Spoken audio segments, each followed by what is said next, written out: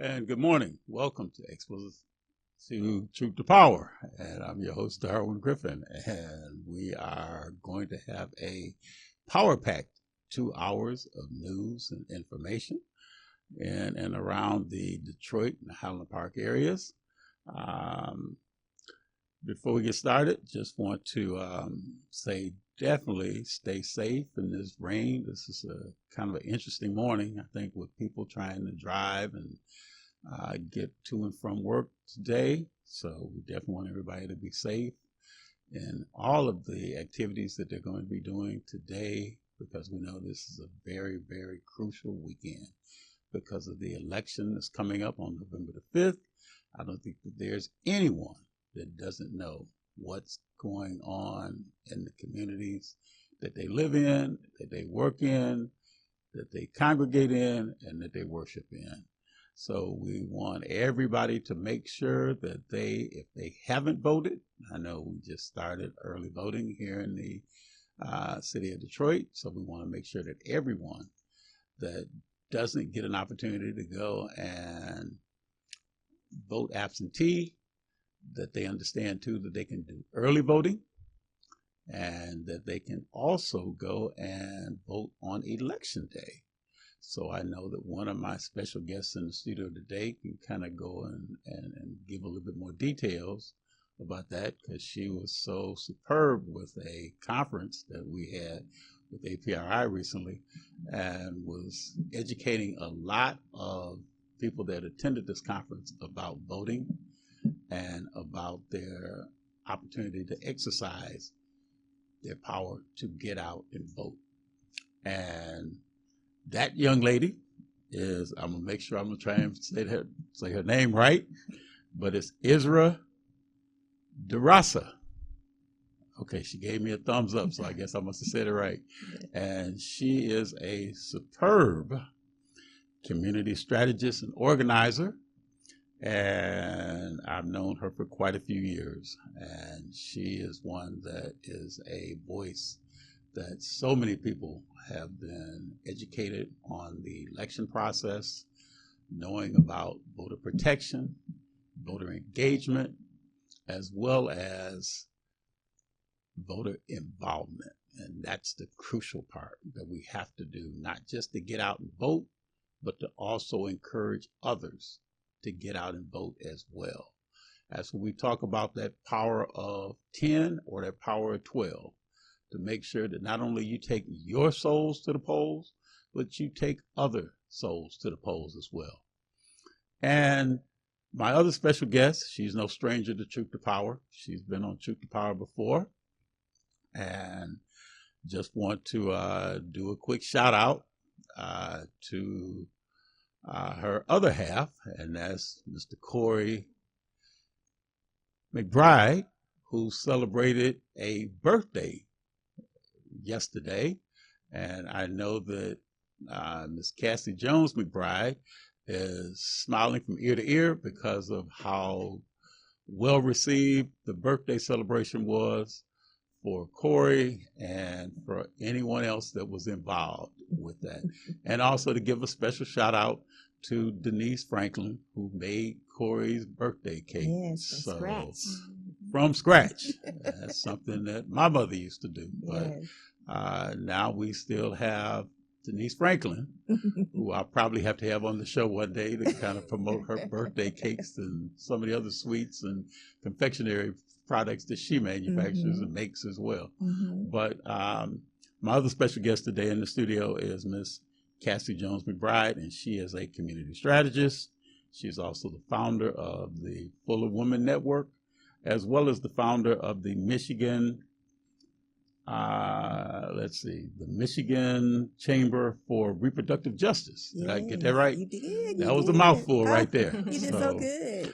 We are so very, very fortunate to have in the studio today these two lovely young ladies today.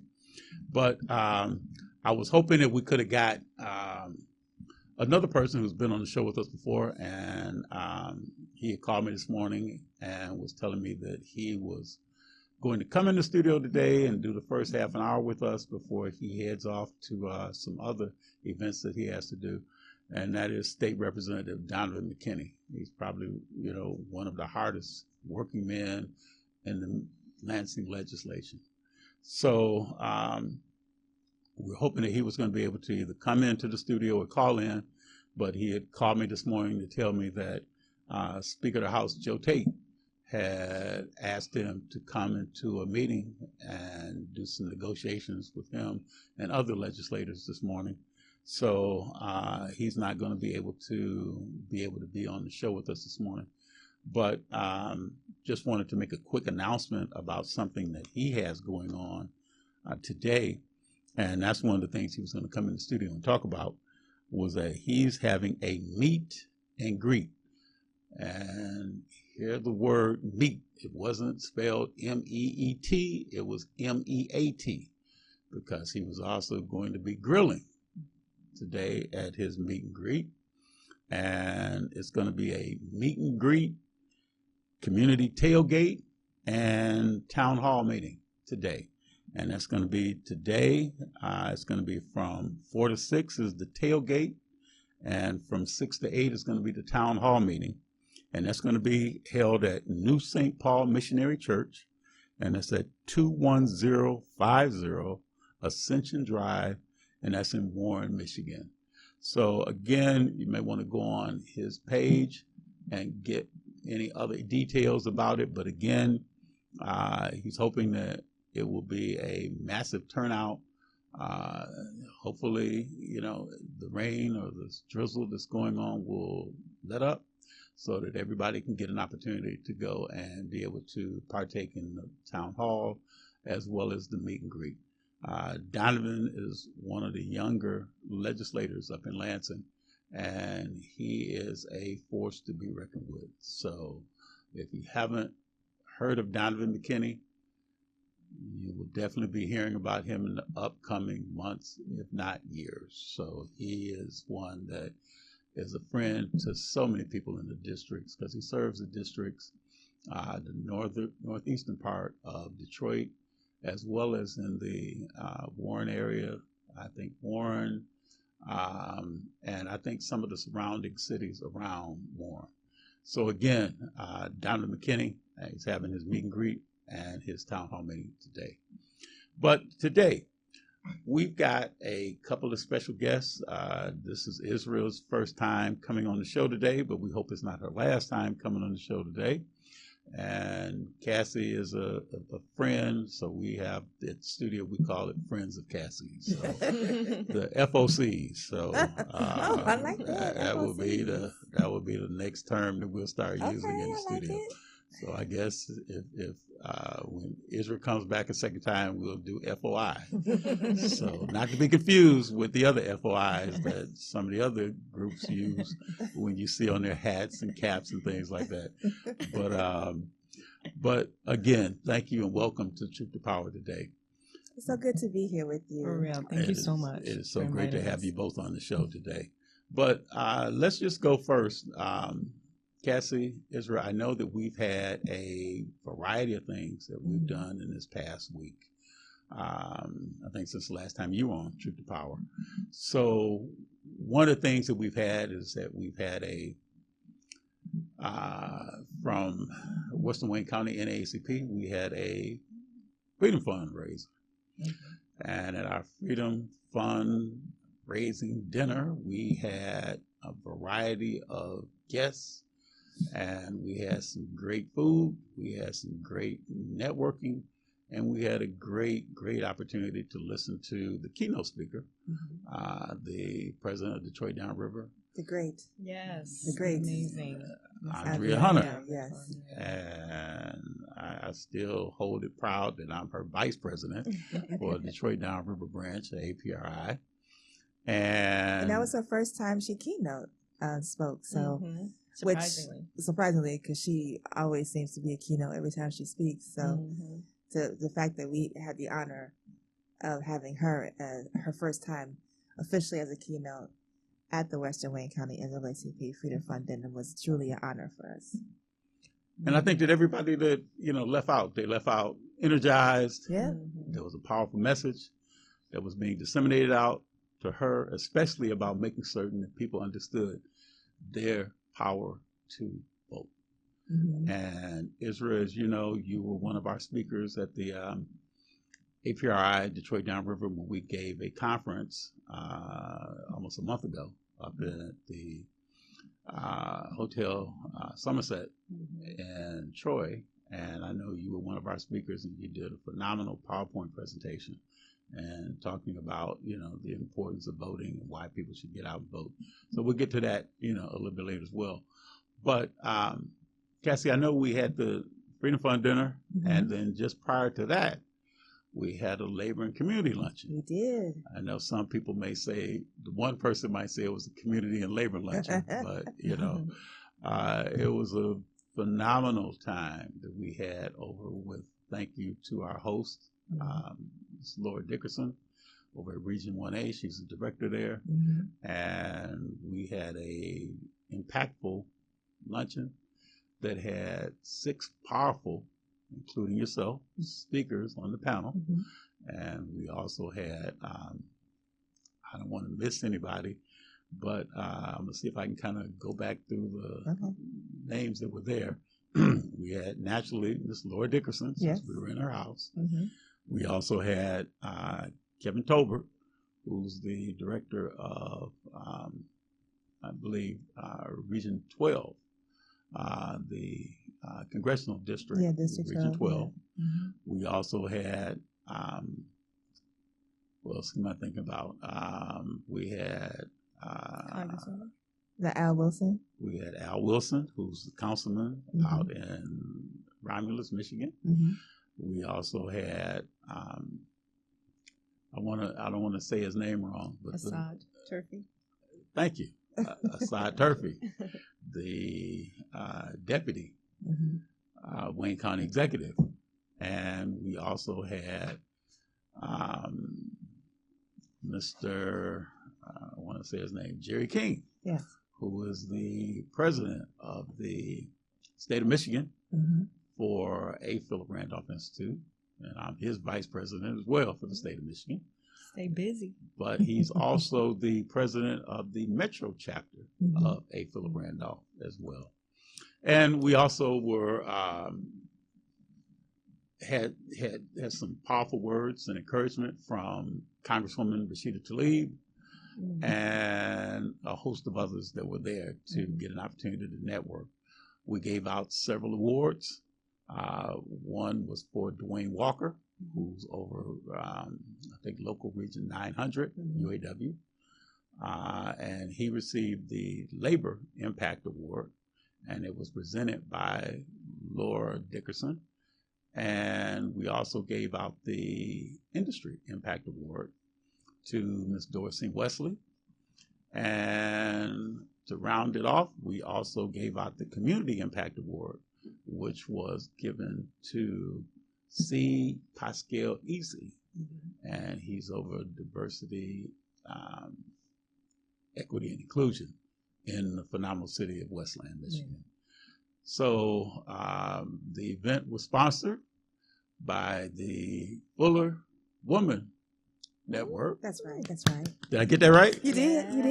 Yes. And I think that our own Cassie Jones McBride was the person who we were very, very fortunate to have to host and to be one of the sponsors of the event. So we're definitely indebted to you for that.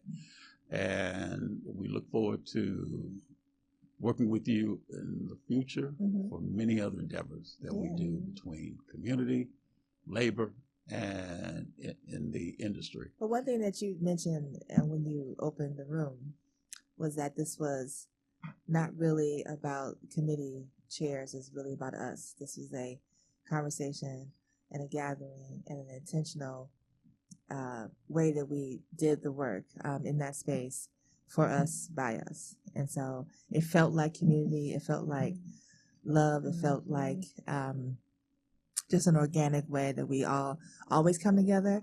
But in that space, it was really about galvanizing the trusted messengers in our community to go out to do the work of the people, which is to galvanize around voting and how we need to be engaged in the electoral process. So you and Pastor Overman were able to get the people there that we needed to get there.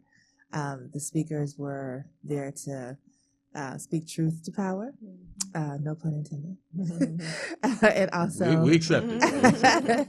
And also, it was just a way for, and my love language is from my mother, who's not my ancestor, but she always, when she gathered people together, she always fed them well and let them know that they were thought of.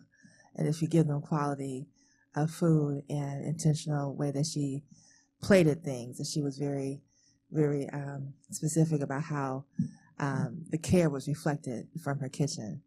And I want people, every time that you are around me, and if I'm responsible for that part of the work that we do together, you'll be fed well. And so I'm just thankful for Chef B. Thankful for Chef B, who from Sisters on the Roll. What's the name again? Chef B from Sisters. Chef B. Okay. From Sisters on the Roll, and she catered the meal that we had, and she's also catering quite a few other events that we're having through the election. Her first name wouldn't happen to be Harriet, would it? It would be Harriet. Oh, Lord, I guess I know who it was. You know Harriet? I know Harriet. Oh, yeah. I know Harriet. Harriet Brown. Yes. Okay. Full circle. Yeah. I guess I know a few people in the community. But yes, I know Miss Harriet Brown. I remember when Miss Harriet Brown first became Sisters on the Roll. Okay, yeah. And she went through a phenomenal program over at Focus Hope that they do over there to help young entrepreneurs to get their businesses started. So, yes, I went to her, matter of fact, I went to her graduation that she did over there at Focus Hope when she first became. And I know about her truck that she has. Yeah. Yes, I know Miss Harriet Brown. So, yes, she's catered several events. Matter of fact, last year, when you and I, Cassie, were up in Auburn Hills for the convention with NAACP. She catered that? She didn't cater that. Oh, I had to leave and go and MC a debutante ball that first night, or the second night, I'm sorry, that's that Saturday night. And she was the caterer. For that event through the Full and Fabulous program that they do every year with Dr. Sharon Dumas. And that's how I met her, was through Dr. Dumas, because she catered a lot of events that Dr. Dumas does with her Kirby Girl project as well as her Full and Fabulous project. So Harriet is very, very gifted when it comes to food items that she manufactures and makes. And vegan options and all those things. Correct. So I met her when I had the pleasure of being a sponsor for Being That Girl organization, and she honors people in collaboration with the Detroit Pistons. And so I was a sponsor of that event, and so Harriet was one of the honorees. And so I presented to Harriet. I remember that. And I presented to Harriet. And that's how we met. Was last year. Okay. Yeah, I remember that. I remember some of the other honorees that were down there with you, as well. So I guess I should have known when I saw the shish kebabs. I guess I should have known that that was who that was, that she had did some of that. But but the food was great. The information that was disseminated out by the 6 panelists was great. The networking was a great opportunity. And I believe that everybody left away with good food, not just in their stomachs, but also in food their for thought, yes. Food for thought, at the same time. But what was some of your other takeaways? And I'll ask you first, Cassie, from that labor luncheon, and then we can kind of delve a little bit into the Freedom Fund dinner. Well, I just want to lift how grateful I am for Isra to be in that space as well, because she also, on the side of one of her many talents, she's an excellent photographer. So she was able to capture some of the moments that we weren't able to capture had it not been for her being there. So I'm grateful for her to be there too. And thank you for letting me. It was just a beautiful thing. And what I heard, that people were looking forward to the next year. It was their very first one. And they were like, oh, we're going to double it in size next year. We just can't wait for that. And I was like, oh, this is our first one. I guess we got to prepare for that. So it was very exciting to see people were looking for more engagement that way. We can even do it more often. It doesn't have to be just a one time a year. I think it was a powerful way to communicate with us, especially it was geared around the electoral process. For the topic of conversation for this luncheon, I'm sure we're going to have to strategize about how we're going to hold whoever's in office more accountable. And so connecting that way with community leaders, again, as a trusted messengers to go out and galvanize the community would be really important. And so having more opportunities going forward, I look forward to. But it was really a wonderful, wonderful event. Can I add something? Yeah. I also Yes, the other strategist. Go ahead. Well, first of all, grateful for Cassie, who I don't know how you and her do the things y'all do. You're naming it off. I'm like, how do you? And you do it well. It's not that you have any of these things. So I'm just grateful to be in community with you guys and for you giving me the opportunity to take those photos. But with that, as soon as I walked in, I heard music. You know, it was gentle. It wasn't too loud. It wasn't too low. But that music contributes to the culture of embedding the civic engagement piece so that it's not siloed. It's not this other thing. It makes people feel like, okay, I can vibe with this. And as someone who was photographing people, everybody was so engaged. It went over, you know, it was supposed to end at 2. It didn't, because it was so engaging. You did a phenomenal job emceeing. You did a phenomenal job being one of the panelists. And I think that everybody there, even if I personally didn't agree with everything they said, if I told Cassie, it felt good. It didn't feel scripted. It didn't feel forced. And I think that the rest of the audience felt the same thing, because they were asking questions throughout. And that's a reflection of the hard work and the intentionality that y'all put into this, because one thing I always dislike in events around civic engagement is how community is made to feel like you're dumb. Let's tell you about this real quick. And that wasn't the vibe at this event. It was very like, we respect you. We're all in this together and we can learn from each other. And so just kudos, phenomenal. Keep putting music in the beginning, in the middle, and the end, you know, to contribute to the vibes. I love that. I always have music and I always have aromatherapy in the space too. So I had some lavender scents going in there. So I always try to set the mood. Well, Israel, you let's segue to what you were just saying about civic engagement, and I know that's something that you do, and you speak to Truth to Power about civic engagement. Talk to our viewing and listening audience about what is civic engagement. Ooh, that's a great question. I mean, to me, life. And to, a lot of people in this work, especially, politics is everything. It is your life. If you don't care about it, it's going to care about you, and not always in the best ways. And so for me, civic engagement is knowing the Cassies, the Darwins, the Pastor Obermans, even Rashida's great, right? But what about the other reps that go under the radar? And she's amazing, and she's a community organizer. That's her background. But I think civic engagement is being in the know about who are the movers and shakers, and not just those with the titles, but those that move, behind the scenes invisibly. And how can you join them? And much of what I've learned about politics and civic engagement is doing that behind the scenes work and seeing how things move. And then your brain starts clicking and connecting and connecting the dots. For me, that's civic engagement. It's not always seeing the same people at the same event. It's how are you also bringing new people in that think their vote doesn't matter, that think politics is just the presidential. That's when I know and I see civic engagement in action, and when it's embedded in everyday life, and you can get people that also, unfortunately, due to politics, having to work 2-3 jobs, they don't have the time to come to some events. They don't have the time to door knock. They don't have time to phone bank. But when you make it so irresistible that they actually start asking Cassie, yo, when's the next event? Or actually, I want to volunteer. That to me is strength and power and civic engagement. Even when me personally, I'm Arab. We all know what's going on around the world. And still being engaged and still wanting and still feeling hope and still wanting people to think that there is value in their vote and value in their participation, that's civic engagement. Despite all of your hope being robbed of you, and you still think there's something that you could do to contribute to it, that's civic engagement. I mean, you brought up a great point, Israel, when you mentioned about not just wait to vote during the presidential elections. Mm-hmm. Talk about, because you talk about that a lot, Mm-hmm. with presentations that you do.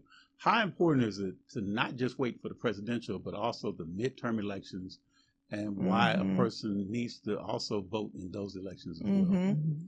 Well, I'll even bring it to the now. Even the presidential election, people that think whatever they want to think about that ticket, there's so many other seats under it. And in particular in Michigan, we have the judicial and we have university regents. And those, for example, there's been a lot of things happening on, college campuses. People don't realize they get to vote in the people that are making the decisions at these universities. And you bring a great point, and I don't want to miss any part of what you're about to say, but we got to take a quick break. Oh yeah, absolutely. And when we come back, we have Israel and Cassie that are going to go and just speak truth to power about these ballots that people are going to see. If they haven't seen already, they will see in the upcoming weeks. Yeah. Again, you're watching Truth to Power. I'm your host, Darwin Griffin, and we'll be right back.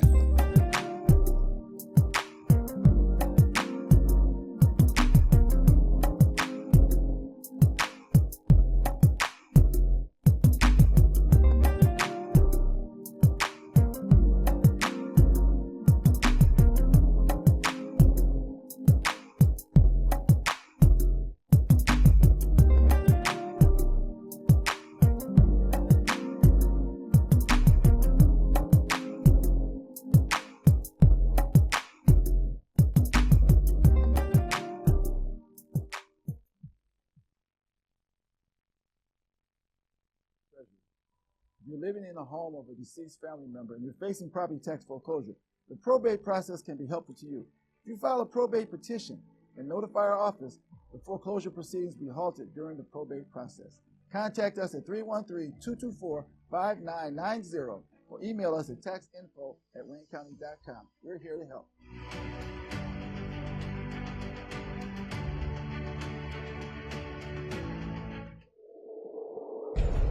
Justice for Mario Willis. Truth. Facts. Evidence. Matter. Log into justiceformariowillis.com. Read for yourself.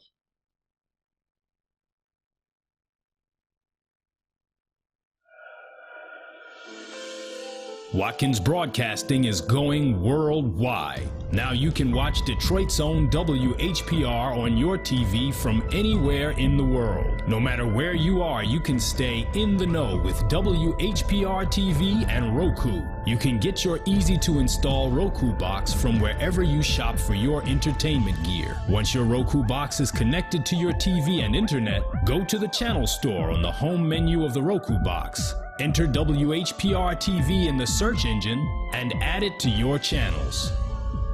That's it. That's all you need to get the best in entertainment, news, and talk, no matter where you are. Roku brings all of your favorites to your TV. Netflix, Hulu Plus, Crackle, HBO Go, and now WHPR TV, Detroit Live.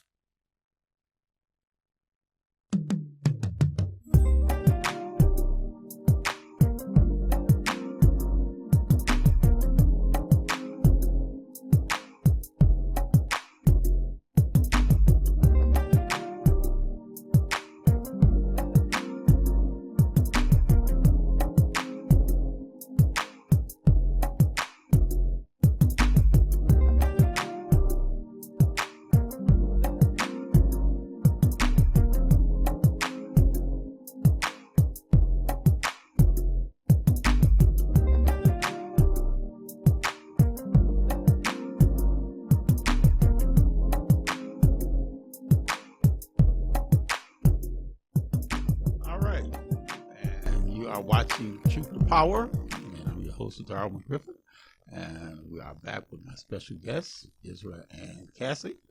And I know, Israel, we were just talking about before we went to the break about civic engagement, and how people need to make certain that they just, one, they flip their ballots over.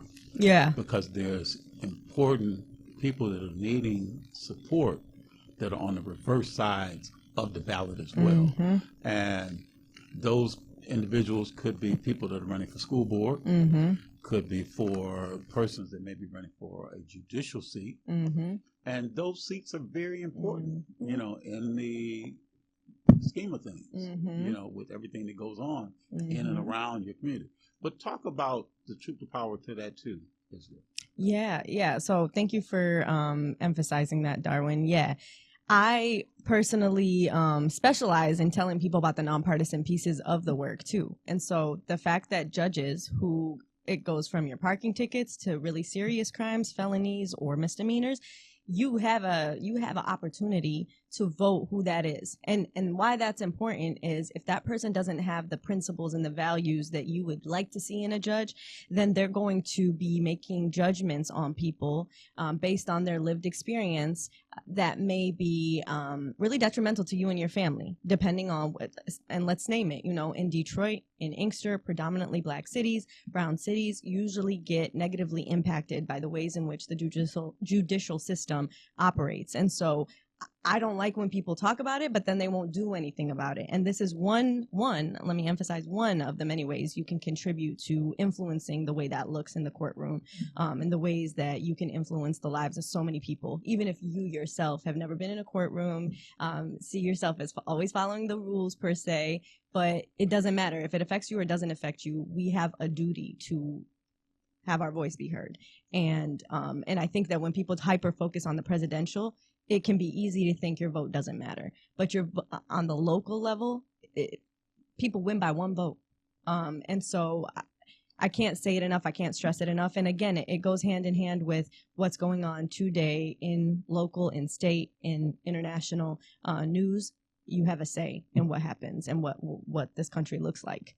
And I think if we continue to say, well, my vote doesn't matter, I want to do this other thing. No, do this other thing, but also vote. It takes 2 seconds. And actually, shout out to the Michigan voters for passing a recent law that allows people to have expanded voting rights. So, you know, back in the day, you're very young. I don't think you remember this, Darwin, but back in the day, you used to have to have an excuse to get an absentee ballot. Then we moved and passed a proposal in 2018 where you didn't have to show any reason. You could just say, I want an absentee ballot, among other things. And then fast forward to 2022, now we have early in-person voting. And, you know, there's people that don't feel that they don't like the absentee ballot method. They want to actually physically see it for the tradition, for the symbolicness of it. And now you can do that for 9 days at minimum, up to 29. You can go and tabulate your vote. October 26th, y'all. So please go to your early in-person voting site starting this Saturday. And another thing you brought up is the fact that people can actually see their ballot. So if you go to michigan.gov/vote, track their ballot. Yes, right. Exactly. So if they do go the absentee ballot method, it can tell you when it was sent to you, when it was received by the clerk if you send it back, and if it didn't get received and you're like, but I mailed it 2 weeks ago, then it gives you an opportunity and time to go to the clerk's office, figure out what's going on, and actually cast your vote. But Michigan, if you don't take anything else from what I say about how to find stuff and resources, michigan.gov/vote is your friend, and you can look up where your clerk is, whether you're even registered. Maybe you thought you were registered to vote and then you don't find anything. That's a problem. And then you can register, and you can register any day of the year, especially on election day. So there's literally no excuse for any of us. And then, and I'm sure Cassie will talk about this in a little bit, but I also do want to talk about how right now in Detroit you can vote in early voting. Oh, exactly. Yes. October 19th is when it started. Yep. Because it was Detroit. 14 days. Yep. So there's you have to really check your municipality, you know, your clerk's office to see when early voting started for you, because it could have been early, but we know in some cities the minimum The minimum was 9. October 29th. 26th. 26th is the first day. Mm-hmm. Yeah, because I think that in Detroit, I think it was like, what was it? The 19th. Past Saturday. Last Saturday, right, yep. That it was the early voting. Yeah. So shout out to Incredible. Detroit, yeah, Incredible. for making that happen. Especially, it's the largest city in the state, so it would need a little bit more time as well to, accommodate. And depending on the city you live in, so you might, Inkster, you have 1 or 2 locations?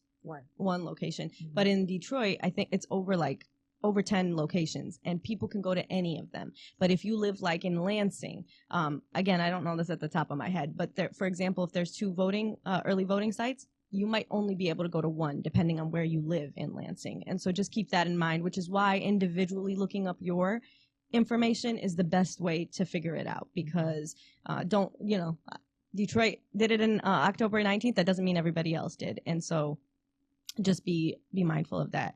And the other thing I was going to say is to the accessibility aspect. I admire what Cassie does, what a lot of organizations like Warriors on Wheels in Detroit do, which is making it even more accessible from a transportation side. We live in Michigan. It's really hard to get car insurance. It's really hard to get a car. And so transportation is difficult, especially when and again, my specialty too is looking at voter suppression, whether it's intentional or unintentional. And a form of voter suppression is even being able to get to your polling place, but then find out that it's closed or it got moved on the day of, and it's 5 miles away. Well, I didn't even have a car to get here. Now you want me to go another 5 miles away to get there. And so organizations like International Fuller Woman Network are providing rides for people to be able to get a lift and get themselves to and from their polling place or their clerk's office, so they could either vote early, absentee, or on election day. So, well, you bring up a couple of great points, Isra, and one of the things I was going to say, like to Cassie, when the proposals on the ballots, mm-hmm.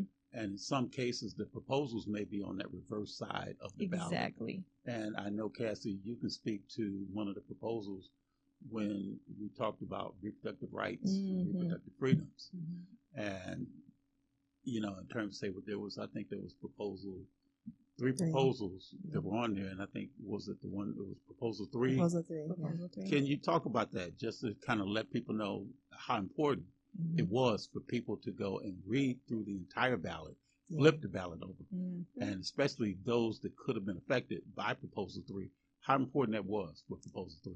Well, I helped inform the language that went into proposal 3, and so it's pretty intentionally crafted by many organizations across the state with a different lens around what reproductive access looked like for them, and that language was included in the actual wording of the proposal. The campaign was a little different because you do have to, sometimes when you do a campaign, you have to galvanize the people, and sometimes those talking points are more topical and more on trend for the nation. And so, but the wording was much more expansive. So it's really important to read all of what's at stake when it comes to proposals to see how you resonate and connect with it. Because during Proposal 3's campaign, there was a lot of focus on abortion protection. Mm-hmm. The language of the actual proposal was much more expansive.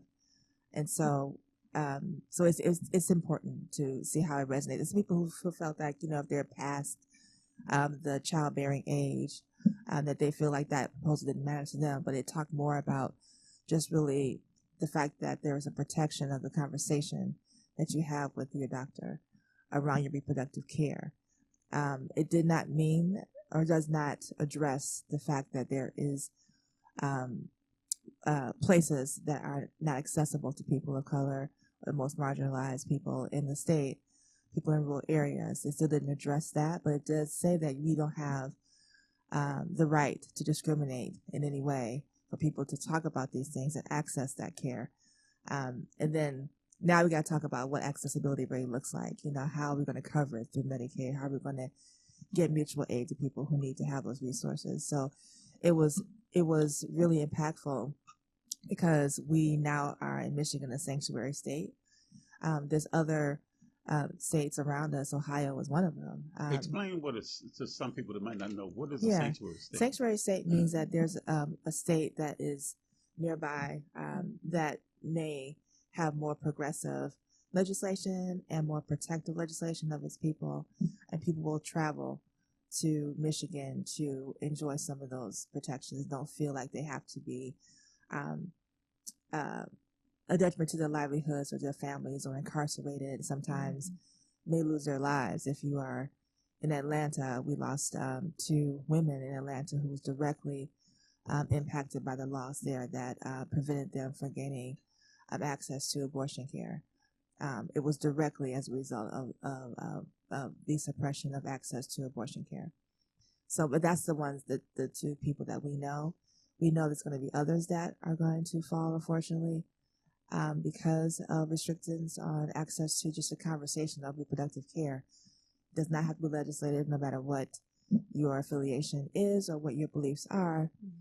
It needs to be something that you would have, conversations that you would have with your doctor and your family, with your God and all that, but it does not need to be legislated, and that's the whole point of progressive legislation, protective legislation like Proposal 3, and also the Michigan Omnibus.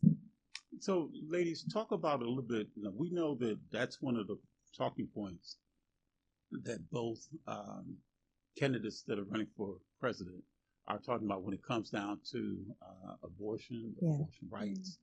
Talk about that, how important that is, especially in this upcoming election, because there's a lot of information and misinformation that's being disseminated out by people to say that one candidate is supporting Roe versus Wade, another candidate is not. So talk about that part, and then explain what is Roe versus Wade to the people that might not know what Roe versus Wade means. Sure. So Roe versus Wade was a Supreme Court decision that allowed the protection of the conversation and privacy between you and your doctor to be upheld when it came to abortion access.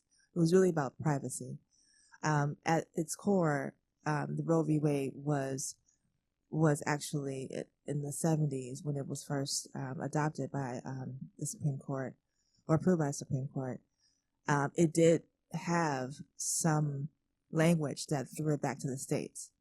It wasn't until 94 when Planned Parenthood versus Casey, I believe was the case, where it said that, it was a case where a woman was trying to get abortion care, and the doctor was not allowing that to happen because she didn't tell her husband about it. And they were trying to force that conversation, and she was like, well, I need to be able to talk to my doctor about these things in private. And so that's when the case in 94 was approved by the Supreme Court, that then said that no state should be able to dictate that. So once Roe v. Wade fell, that meant, and we were in the community and in the reproductive rights industry have been preparing for this day, because we felt that it was really on shaky ground to begin with because of the way that it was originally written. We just were waiting for this time to come. So when it came, there are a lot of trigger laws, that trigger meaning that things would take effect in each state that superseded Roe v. Wade. So instead of Michigan, there was a law that said it was illegal to have an abortion, and you could be incarcerated for it. So that would have been triggered if we didn't have Proposal 3. And then also when Roe v. Wade happened, a lot of states then, got their fever dream realized and started just throwing in legislation that would suppress people's access to abortion care. And so that was widespread across the country. There were hundreds of laws that were introduced and enacted across the country after Dobbs fell. And so what we know now is that there's been a lot of abolition happening in those same states that are trying to suppress access to abortion care. Abortion care is actually reproductive care. It's actually health care. And abortion, basically the way in which you arrive at the abortion is what's really being demonized. If you have a miscarriage, you still have to have an abortion. And the access to life-saving care is now at issue And that's how the 2 Black women died in Georgia, because one of them was trying to access care but was being denied care. The other was afraid to be incarcerated, so she stayed at home, and so denied care for her, and so that's how she lost her life. So also at issue is now in Texas, if you are trying to access care, anybody who helps support you in that care, if you're trying to travel across state lines, you could be incarcerated because now you're aiding and abetting a crime.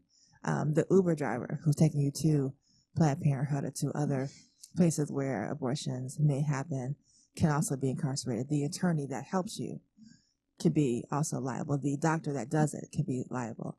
If you hear in the community of somebody who's trying to get access, you could sue that person for, I think it was $20,000 at one time, because of that. So it's really, Texas has been on the wrong side of history for a very long time, but the way that they do what they do, led by really white evangelical movement back in I think it's a 40-year intention. And now we talk about how people are trying to put like Project 2025, which lists reproductive care and abortions over 100 times.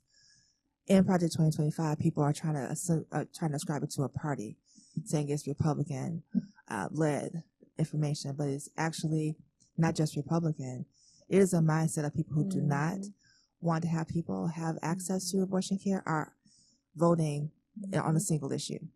So it's not just subscribe to a particular party, it's a particular mindset, and people need to kind of transition out of that. And they will go not just through at the top of the ticket with a president who holds the philosophy, but they will do it by municipality. So they do things like back in 2020, they had a place in Michigan where they were trying to look at city ordinances. So there was a facility, it wasn't a Planned Parenthood facility, I believe, but there was a facility that gave you options for abortion care there. You could do medical abortion or surgical abortion. This particular place had surgical abortion performed there. And so people protested a great deal in front of that place.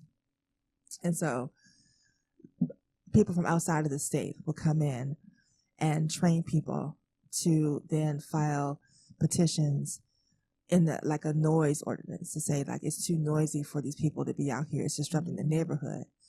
Therefore, this place is violating the noise ordinance. It's not because of how they operate, because of the protesters that are there. So therefore, this place needs to get shut down because it's in violation of that noise ordinance. So it's a real long-term strategic plan that people have been doing for some time now. It's not a part of a particular party, but it is a party that holds a lot of the voter suppression, reproductive suppression, suppression of birthing people, more so than others, but it is also just a mindset around bodily autonomy that is not held to any particular party.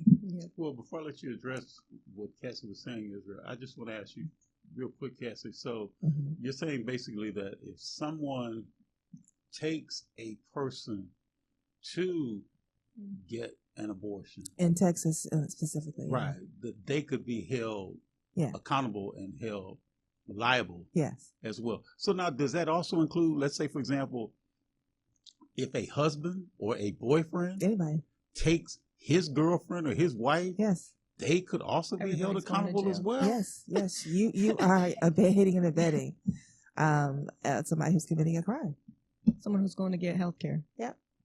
That's interesting. Texas is the worst. That's interesting. Because I think about, I know when I was born that my father wasn't able to go and take my mother to the hospital. So they had to call a cab. And I didn't know that. Get a cab to go and transport me to the hospital. Luckily, the hospital was only about a mile from where, we lived at. But even still, that would make a lot of people, that person's health could be in danger. And it is in danger. Because of something like people that. Die. Right. People Go ahead, I'll let you chime in on that part. Ooh. It's a lot. Cassie is a wealth of knowledge on this issue. What was going through my mind is the strength of storytelling. You know, back to that civic engagement piece you were telling me. I think I've learned so much from listening to Cassie, and I think it makes you more motivated and inspired to go vote, because you're like, wait a minute, what? It impacts this in this way and that way. And so a proposal is one of those. And I bet you some people that don't flip the ballot, there's organizations that make it their mission to say, you know, there's slogans and catchphrases of like flipping the ballot, turn it around, because of the abundance of people not filling that part out. And I think that Prop 3 wouldn't have passed if there weren't organizations educating the community about that piece, and then almost doing a tour across, you know, different cities to share these stories and deconstruct what bodily autonomy is, because a lot of times I think a disservice is made on people's bodies when you reduce it to just abortion, because it's not just abortion.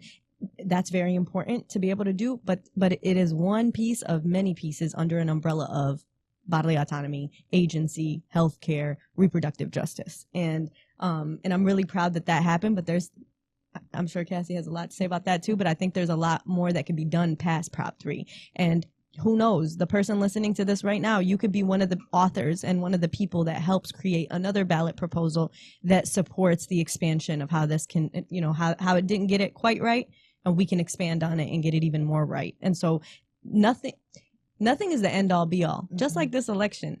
What I can't wait to do with some of my friends that say some wild things is, where you at the day after, November 6th, November 7th, when things aren't as sexy, when things aren't in the news the same way? That's where all the magic happens, in my opinion. It's not the election day. And because no matter what happens or who wins, at the end of the day, a lot of the same things a lot of our rights could be taken away if people are asleep.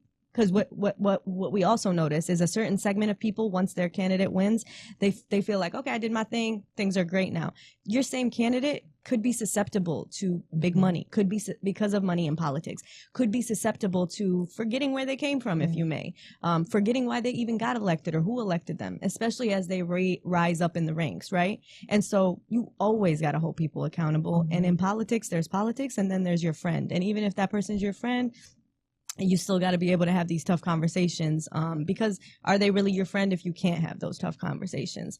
And y'all might think I'm biased, but I love Rashida, and not because of what party she represents, not because she is, to me, the ideal candidate. If you're not continuing to door knock, if you're not continuing to get yelled at and get hung up on and get people screaming at you, she thrives in that. She's like, come, give it to me, because I am a public servant at the end of the day. Right. And when you start seeing it as a status symbol, and that you're a congressperson or you're a this, that's when you lose sight of civic engagement. That's when you lose sight of the people that voted you in and who will continue to vote you in just because of that promise that you gave them 10 years ago and you're still in office.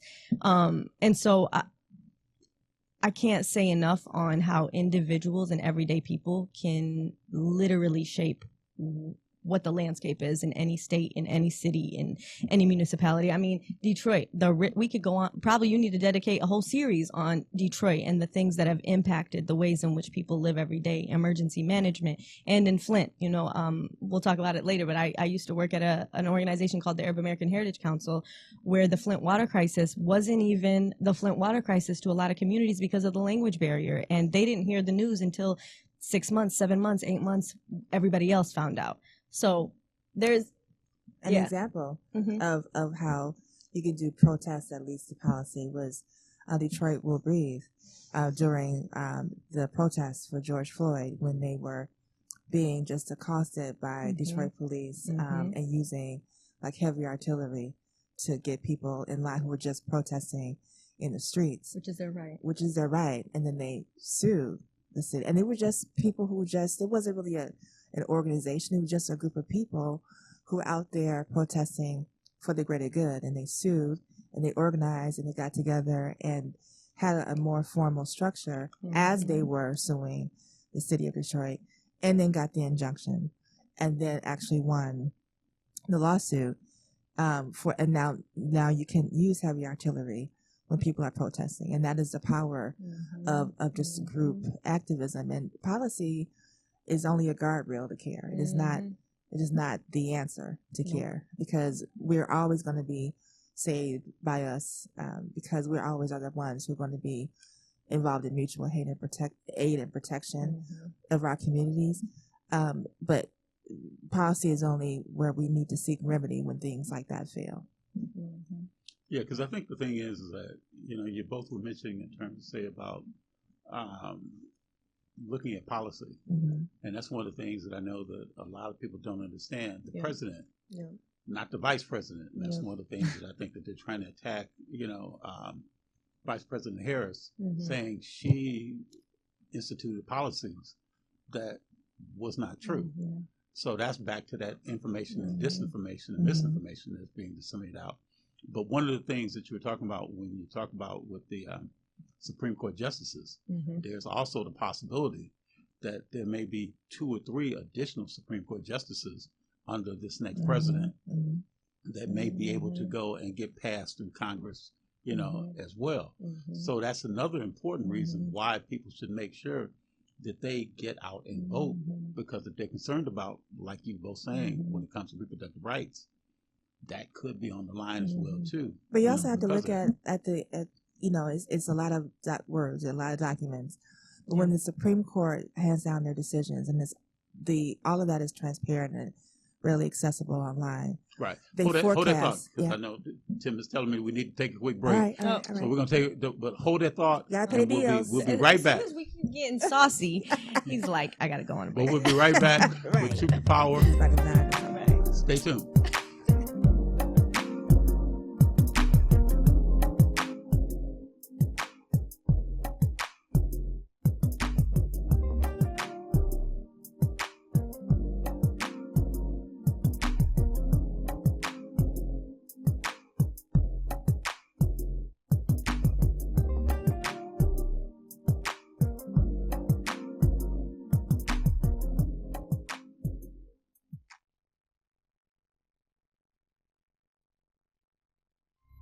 Platforms are engaged. Copy. Get ready to launch your show or product. Periscope ready. We're 5x5 ready to launch. Copy that. Trend worldwide across all major platforms. Ignition. 3, 2, 1. The world is waiting. Watkins Broadcasting. More than just TV. Hi, I'm Eric Segretti, the Wayne County Treasurer. If you're living in a home of a deceased family member and you're facing property tax foreclosure, the probate process can be helpful to you. If you file a probate petition and notify our office, the foreclosure proceedings will be halted during the probate process. Contact us at 313-224-5990 or email us at taxinfo@waynecounty.com. We're here to help.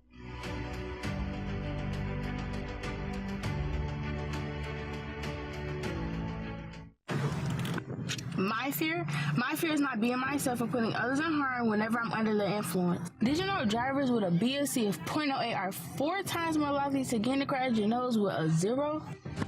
There is a reason why the legal drinking age is 21. Underage drinking is ugly because teens who start to drink before the age of 15 are 12 times more likely to be unintentionally injured. Over 300 fatal crashes and almost 4,000 injury crashes were alcohol related. Death is ugly, especially since this avoidable accident. Yet on average, every 52 minutes, alcohol-impaired driving fatality occurs. Fees and fines are ugly and I want to get paid, not owing anybody money. If everyone obeyed new driving policies with a BAC of no more than .05, alcohol-impaired driving fatalities, injuries, and total costs could decrease by 71 through 77%. Help us remind others to not be ugly with alcohol and keep alive with .05. This message was brought to you by the Center for Urban Youth and Family Development. For more information, WGPR Detroit HD2. You're watching WHPS, Highland Park, Detroit.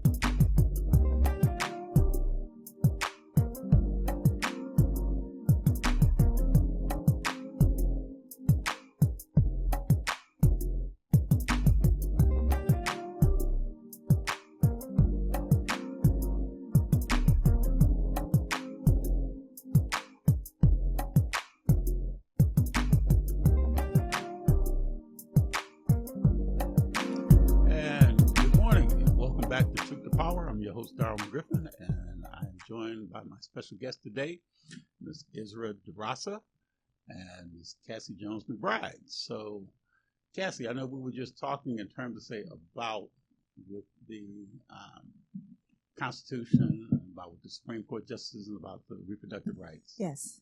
I was just saying that when we, there's a lot of words, and a lot of documents that you have to sort through and read when it comes to Supreme Court decisions. Mm-hmm. A lot of opinions are attached, and you can really tell, what people who we have in power and what they're thinking. But there's a lot of forecasting that happens also about what they will listen to for future court conversations. Like, there was a mention of Dred Scott in the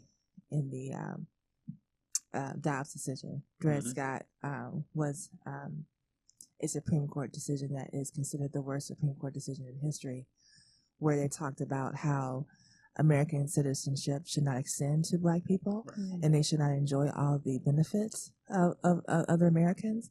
It was mentioned in the Roe v. Wade documents.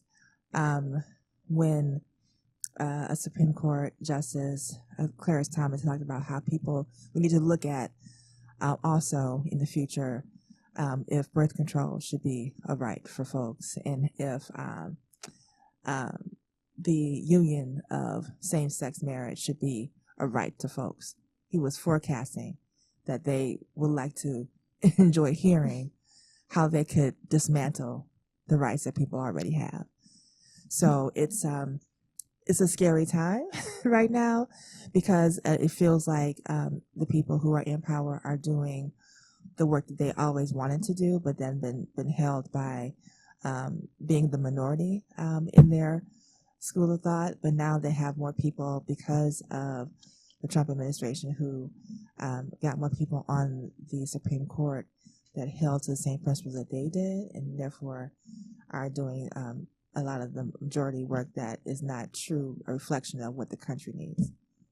Well, and I was thinking back to something that you were saying earlier, Isra, when it comes down to making certain about flipping the ballot over, but then the other part too is talking in terms of, say, about the voter suppression and how they're doing so much to try and suppress people's votes. And I know you do an excellent job of going out and making certain that a lot of these voter suppression ideas that people are trying to do to suppress the vote is done. What are some of the things that people are doing trying to get your vote suppressed? Yeah, people are creative and systems are creative. But, the one example that came to my mind most recently is the transportation piece, because we often don't think transportation is you don't connect it to voter suppression, but it is a form. And when people in office do things last minute and don't realize or maybe they do realize the repercussions of what that could mean for their communities. And so again, when a clerk innocently maybe had to change a polling place location from one place to another, whether they do it too far away or not, that decision makes a difference. Whether they give notice to the voters on the fact that they're going to do that makes a difference. And whether they have a plan in place to help people that can't get transportation to that new location makes a difference. But then community nonprofits and organizations usually end up doing that work because of the lack of it happening within the infrastructure and system of the election administration. But another form of voter suppression is if things are inaccessible. There's something to say about and I think that you touched on it with policy. Policy can get changed, but oftentimes if it's not implemented or if the people don't know about it, then it's as if it's not there, because a lot of people don't know that you can have curbside voting. When COVID hit back in 2020 and people were apprehensive, maybe they were sick and they couldn't go to the polls because they didn't want to get other people sick, or a lot of people had to call off work. you could actually have curbside voting, which is you stay in your car and there's a system in place where it could be, there's checks and balances where two people come out, a precinct captain and one of the workers, and they'll give you your ballot, you vote in your car, and you give it back to them. But people don't know that exists because oftentimes, unfortunately, whether intentional or unintentional, clerks aren't implementing it. Or maybe the workers don't know about it. Maybe it got touched on very briefly during their training, and then and God, bless them. There's a lot that they need to retain and remember and know, and there's a lot of pressure on them. However, there's oftentimes innocently things that get done but end up being voter suppression in that way. Or if a door isn't wide enough for a wheelchair to enter, or something I often see. And you know what? Thank you for reminding me, actually, Darwin. This one is something I want to ask everybody. Everybody can contribute to this piece of advocacy and voter engagement and eliminating some of the voter suppression in this area. There's something called a voter assist terminal. And oftentimes people with disabilities use it. However, it is anyone who wants to use it can use it. You do not have to have a visible disability. You don't have to prove anything to anybody. You just say, I would like to use the voter assist terminal, often referred to as the VAT, V-A-T. And the reason I say that is because the more that people that don't need to use it, the easier it will be for the people that do need to use it. And I say that because a lot of times, and I want to shout out Detroit Disability Power. They do audits across the state at different polling locations about their accessibility, and the machine is one of them. And so oftentimes it's not plugged in. Oftentimes the worker doesn't know how to use it. Again, they've got a lot on their plate. It's just one more thing that people don't usually use, so it's okay if it becomes a priority in their mind, and then oftentimes it's facing the public, so the privacy piece is gone. And then oftentimes they really don't know how to use it, even if it was plugged in and facing the wall. And I vote in Flint Township, and so when I went to use my voter assist terminal, because I also don't like to train anybody or talk to people about anything that I haven't used or know what I'm talking about. And so I went, and I'm able-bodied. I walked up to the poll workers, and I said, hey, can I please use the voter assist terminal? They looked me up and down. They were like, why do you need to use it? And I was like, well, you don't have to. I just need to use it. I don't have to give you any, and it could essentially become combative if people go back and forth with you, and then it becomes a hostile situation, and now they don't want to help you, and then other people get involved, and that's exactly what happened. It took about 25 minutes from the point of me asking to the point of me getting to use it. They had involved 3 other workers and the clerk. They had to call the clerk to come help me. And again, this is not me trying to point fingers at them. This is all understandable. I can see why this would happen because they're like on edge. They're, on high alert. And so they think that it's something weird. And I overheard one of them saying, she's probably audited. She got sent by one of those organizations to like see if, and I'm like, that's not it. I'm a voter registered in this township, this municipality, and I just want to use the machine. So anyway, it was facing the public. I had to ask them to turn it around. It was plugged in though. And then when I asked for it to be turned around, the guy was like, well, no, you'll vote on a piece of paper. You don't need it turned around. You'll have privacy on this desk. And I was like, no, it's on the screen. The ballot will be on the screen so that I can access it if you were deaf or if you were blind and you need to utilize any of the pieces that come with that screen in the machine. You're able to have that privacy. You need to have it facing the wall. And so he didn't even know that it's on the screen. Then on top of that, I was questioned, multiple questions, and what voter is going to go through all that? But now me doing that, I think that they'll never forget that experience, and hopefully the person that actually needs to use it will have a much smoother and easier way. So if you haven't voted yet and you want to vote early or you want to vote absentee, go in, take your absentee ballot, spoil it, and try to vote in person with the VAT machine and just see your experience. I've heard people that have had excellent experience and the workers knew exactly what to do. They were kind to them. They didn't question their disability or ask them 21 questions. But again, it's different across the whole state of Michigan. And that's another form of voter suppression that I often see. Yeah. And the intimidation, like the reason I got into this work is my mom wears a headscarf, and I noticed and seen how people treat her when she's in space, in public. And I hate that feeling. And she's such a sweetheart. She's like oblivious to half of it. She thinks everybody's so sweet, and she says honey to everybody. And I'm like, Mom, they said something racist. They said something like, she's like, oh, that's okay. And she's just so sweet. But I get angry. And so part of it is me encouraging people to, for example, being a poll watcher. Anybody in the state of Michigan can be a poll watcher. You don't got to be a citizen. You don't have to be 18. You don't have to be a registered voter. You can just observe the election process. And just does it matter whether or not if you have a felony or anything like nope, that? Nothing. You could have a felony. You could have a tether on your leg. It doesn't matter. You are a person that lives in the state of, or not live in the state of Michigan. Elections are public. And so as long as you're in the public area, you're not bothering anybody, causing any problems and disrupting the process, you have a right to observe it. You shouldn't talk to the voters, but you're just there to observe and make sure that you're in extra eyes and ears for the community that's there to vote and not inadvertently be suppressed from that vote. And I think that's one way that all of us can contribute to making sure that, things go well. Because when people see you, Darwin, or they see somebody that's like a friendly face that looks like them, whether it's race, culture, whatever, there's a little bit of ease that happens, especially when commonly in government and in election processes, they don't see themselves or they don't see their community.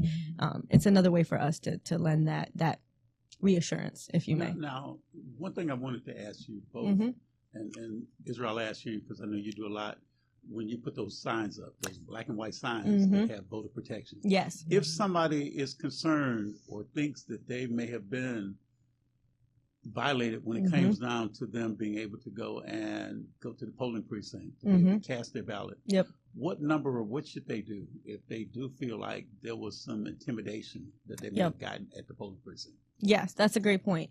So the National Lawyers Committee, I always forget the full term on civil rights the National Lawyers Committee is the one that hosts that hotline, and it's national.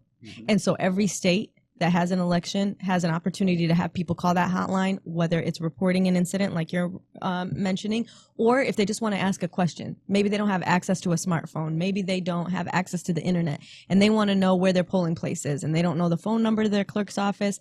That's a number you can call, and you tell them your name. They'll look you up, and they'll try to help you. In addition to that, it's reporting an incident. And when you report an incident, the ways that it can help is sometimes you might not get the solution you need right away, but it could be an advocacy point for future change in policy and infrastructure in the way that clerk operates. And I think, and again, I'm not biased, okay? I adore you both, but I just think you both have a wealth of knowledge when it comes to these examples. And I think that in Inkster, in particular, Cassie, do you want to touch on ways in which you've raised over the years the issues you've seen, and then how they've transformed what people see today? So I really believe that clerk engagement is really, really important for organizations to be able to identify and be in solidarity with the clerk to improve the voter experience. So it's very important. Even if you have a clerk that may not be receptive, they may feel like they are having some oversight to their process, which is never the case for organizations like ours.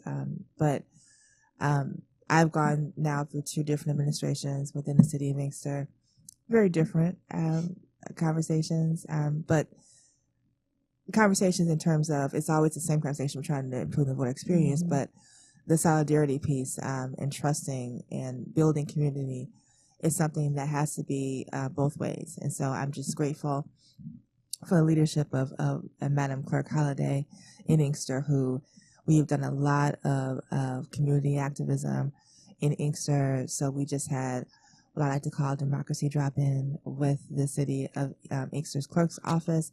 Went to all the senior centers in Inkster, registered folks to vote, got them on a permanent absentee ballot, and then we had someone there from the clerk's office to let people know when that ballot was mailed, when they should be receiving it, really just up-to-date information. And then, of course, I fed everybody who engaged with us. So we had roughly 100 people that we engaged with that weekend. And then we are also did a Project 2025 town hall with the Inkster Democratic Club, but me coming in and talking about how the ideology of Project 2025 is not held to party, and also fed people there. And then in working with the clerk, there are ways that suppression happens that could be, like Isra was saying, in systems may also institute the way that happens. So when resources are not allocated to communities of color, that's another way. Mm-hmm. So with my organization, the Fuller Women Network, and lifting some of that burden from the city clerk's office and trying to make sure that everyone gets what they need while they do the work of the people. I feed all the people in the city of Inkster who are working around the election work. So I'm feeding this election because she doubled the staff. So it's about 94 people that we're feeding, as well as all of the poll monitors that we're hiring for the city of Inkster. So that's additional 18 people to cover all the precincts and the locations. We are having one thing you said, poll monitors. What do poll monitors? So poll monitors just observe the process. They just we communicate via text with them to say, you know, are you seeing the voter access terminal in operation? Is it in privacy? A private area? Are you hearing intimidation happen? You know, let us know that that's happening. Did the polls open on time? Do they have enough privacy partitions there if they don't have actual terminals people can vote in? Is there is the 100-foot marker outside noted? And last election, I helped the clerk mark those areas when she didn't have the staff at the time to help her do that. Is the something more granular, because now we have the election inspectors now are really fully trained in Inkster are in place to monitor all these things. But something granular now that we can start to take note of is, you know, there's a copy of the ballot posted for people can see, and that should be posted so people can see it. Is there are the poll books working? Are they going manually? And so, you know, reporting that to us in real time will allow us to then report to the state to say there's some problems in Inkster with the poll books, and then they can actually send people down to Inkster in real time and help support them, getting them up and operational.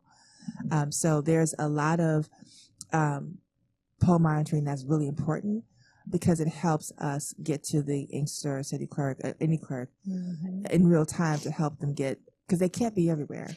And election inspectors the election captains rather, are there to help their staff and help the people in the space. They may not be able to see everything that happens. Our poll monitors were able to observe everything and take note. They don't intrude on the process. They only observe and report back to us, and then we'll report back to the state if there's any issues that arise. Can I? Go ahead. No, go ahead. I was going to say 2 points of as community leaders, as y'all are engaging with community, that is like the principle that I think will help make change. Yeah. So to Cassie's point about working with the clerks instead of working at the clerks, because I think there's a lot of times organizations may mean well, but if you're trying to roll up on somebody and tell them how to do their job, they're probably not going to be the most receptive.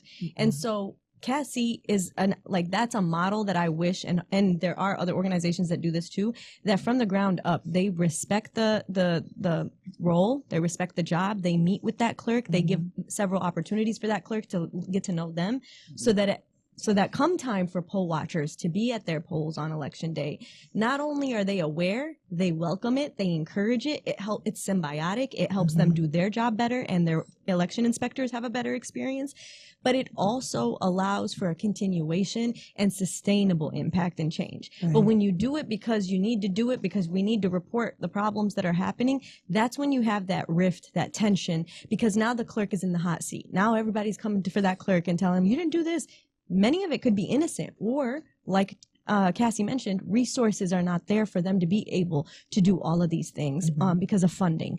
And some people have a city council that really pushes money into their municipality, and others don't. And so they're working with what they can work with, whether it's having enough staff, whether it's having food for the staff. Now, if you're feeding all those workers, aren't they going to be nicer to the voters? They're going to be in a better mood.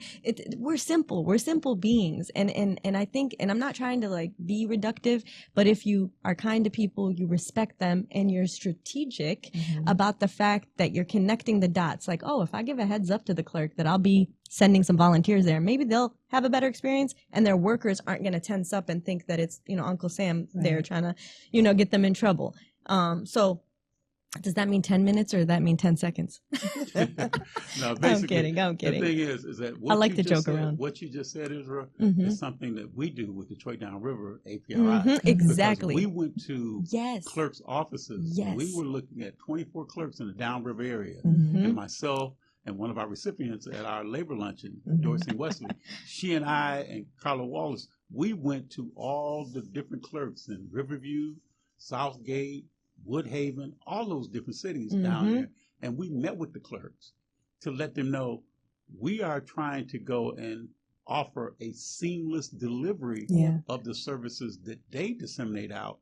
We're not trying to go counterproductive Yep. with what Right. they're trying to do. We're trying to work with them and to disseminate the information that they do in the offices. We're like conduits to help them Scale it. get that information, out like that. Miss Andrea sent a bunch of pictures. I just want to say she's really You good probably at it. saw me in a bunch of them, I too. did. You probably saw me in a bunch And of you guys did it before August too. So Right. shout out to proactive Yes. measures. Because with any conversation, any community strategy has to include what do you need? You need to go in being of service and asking them what they need Mhm. so that you can make sure that you're intentional about how care is given. Because voting is community love. The work that we do is community love. And if you don't Mhm. lead by that, Mhm. then you're doing a disservice to the people that you are trying to serve. And it's not always about being right. It's No. because Cassie might know what might be best because of Yeah. how many years she's done it, but it's about respecting the fact that it's a process. And it's not about being right. It's about being kind and Right. showing up and leading by example, not by lip service. Right. Now, Cassie, before we go to break, if somebody was interested in being a part of what you're doing in the Yes. community, Yes. is there contact information, a website or email address that they can go and get in contact with you to let Yes. you know that they're also interested in being a part of that process Yes. on election day or prior to election day? Yes, so we just had an amazing training led by ISRA for our poll monitors. We are actually expanding our reach to Detroit. I have to give a shout out to Jerry, who has a wonderful organization that's steeped in fatherhood engagement. And he reached out to his people to get them involved. And we have some people who have not only themselves, but their children involved in it also. The youngest poll monitor that I had was 14. And they were excellent. And they're back again for the second year. So Doing you the can work. have poll monitors as young as If they're able to access their smartphone, because you know that they do, and they can. Now they can do it for good. And if they can respond to their cell phone, they understand what their questions are. My poll monitor, who's 14, he's an Inkster. His grandmother was a part of city council, I guess, at one point. But she's been involved in that way, and now she's also an election challenger across Michigan. So he definitely was there when I went up to see him, because I always check on him. He was, telling other people where to go and trying to help out people to get where they need to be. So it's incredible. But you can actually call 313-850-4507. I'll get you to where you need to be. That's my personal cell phone number. I don't have that actual hotline right now at this time, but it's 313-850-4507 is the number that you can text me. The information, I'll send you a link for you then to start to fill out the form where we have opportunities to be poll monitor, to be a phone banker as well. We need that closer to the election. Before this broadcast is over, I'm going to give you the actual phone number. But to sign up to register, to get on the list for us to give you the link to the training and things of that nature, is I can tell you the website or the link for the form is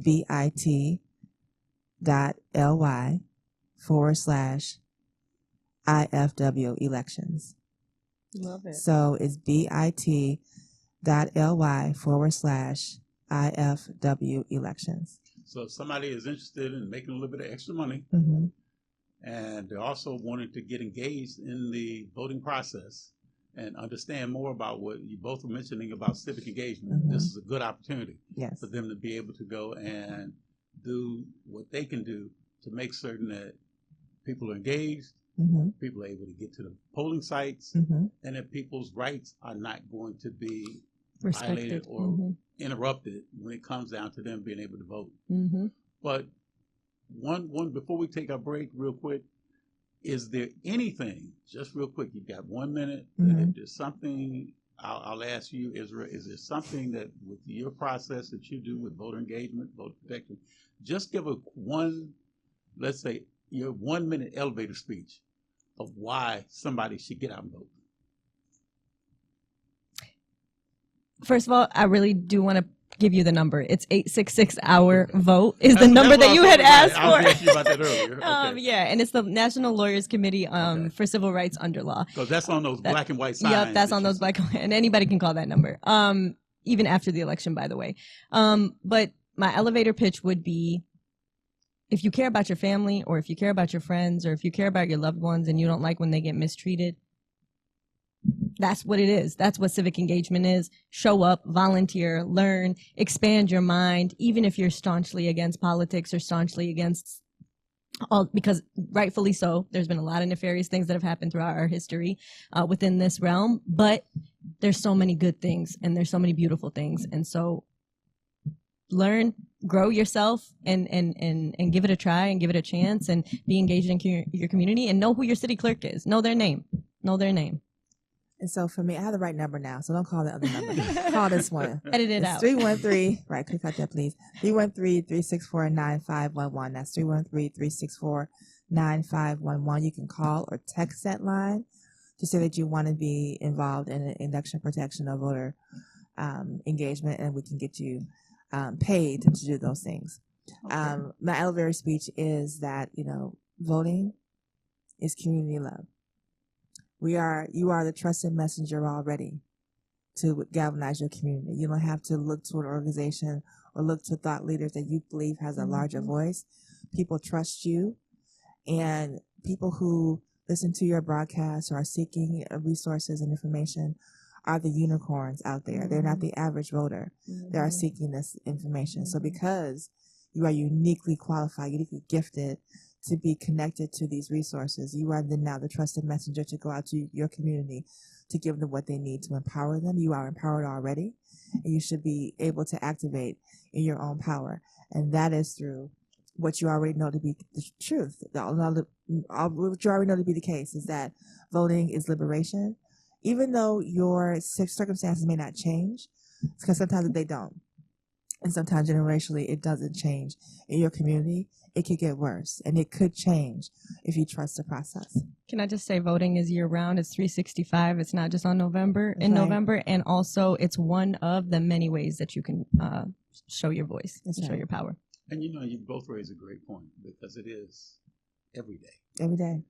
And you should be letting people know every day that they would lose their power if they don't exercise it, either on election day, and also to make certain too, people vote in the primary elections, because that's what some people do fail to see, that they don't think that their vote is important during the primary, and they skip the primary and vote in the general election, but they don't quite understand there's a lot of people that need your support in the primaries to be able to make it to the general election.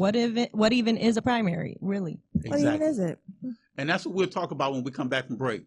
All right. Well, you are watching Truth to Power, and I have my special guest in the studio today, and we are making certain that there are no stones left unturned when it comes down to getting out and voting. Thank you, and we will be right back with Truth to Power.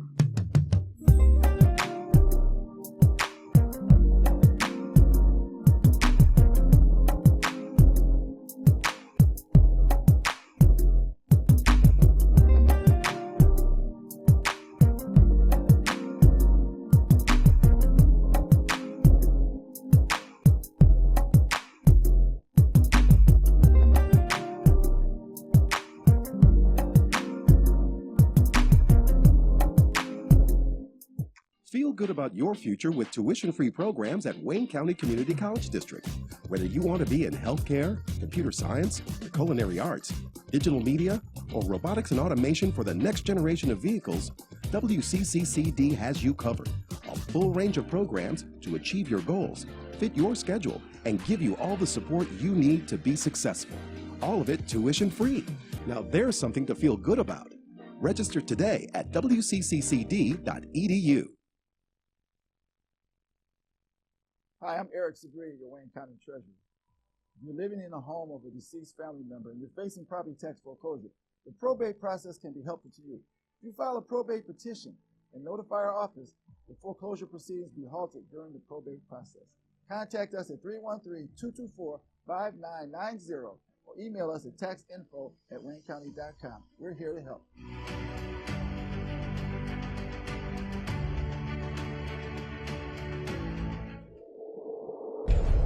Justice for Mario Willis. Truth. Facts. Evidence. Matter. Log into justiceformariowillis.com. Read for yourself. Feel good about your future with tuition-free programs at Wayne County Community College District.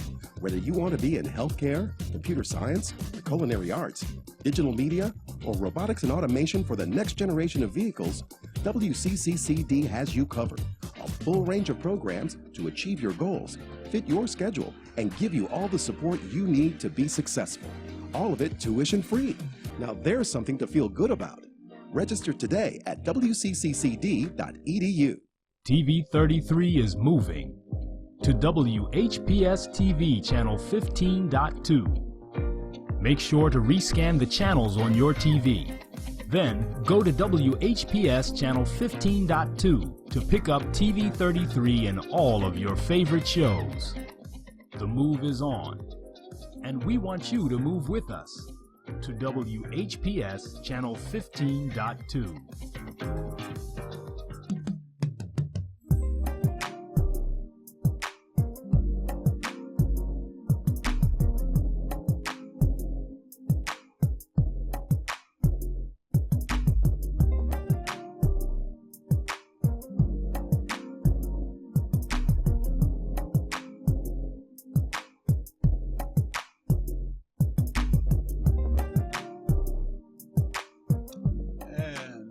back.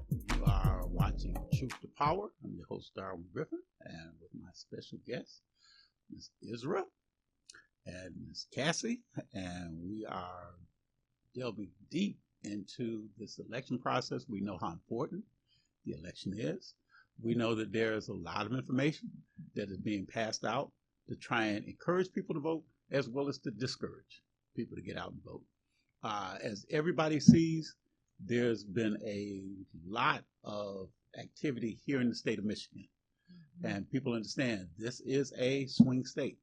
This is a state that's very important to both parties, not just when it comes to the presidential, but also in the Senate and in the House of Representatives.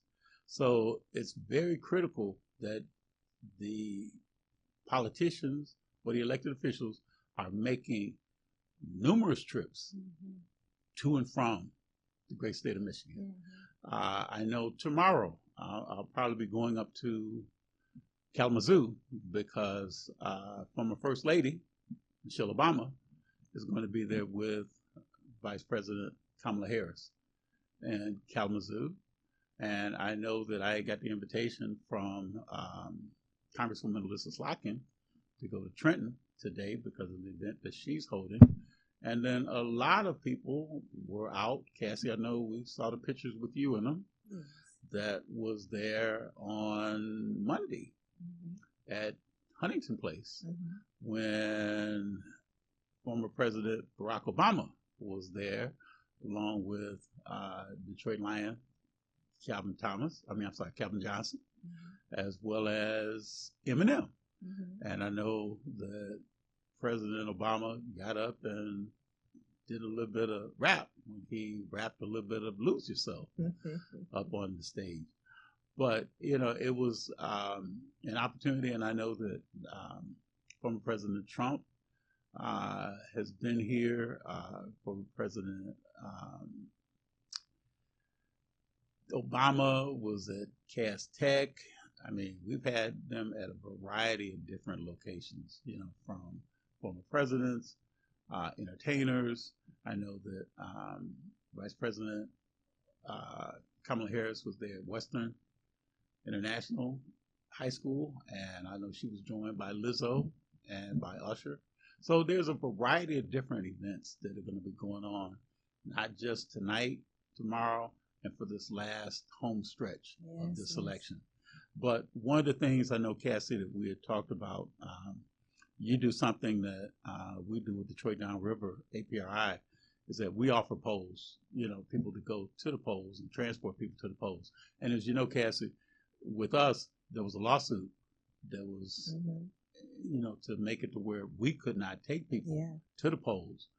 And we were able to go and fight that lawsuit, and we're able to win, so that we are able to go and pick people up at their homes and transport them to the polls. And we've transported a variety of different people from senior citizen buildings, from recreation centers, from even from transient homes, and have been able to take them to the polls because they want to vote too. They want to get their voices exercised. And not only do we transport people to the polls, but we wait for them, and we wait until they vote. The main thing that we do not do, because we are a nonprofit, is we don't tell them who to vote for. We don't tell them how to vote. We just tell them to vote.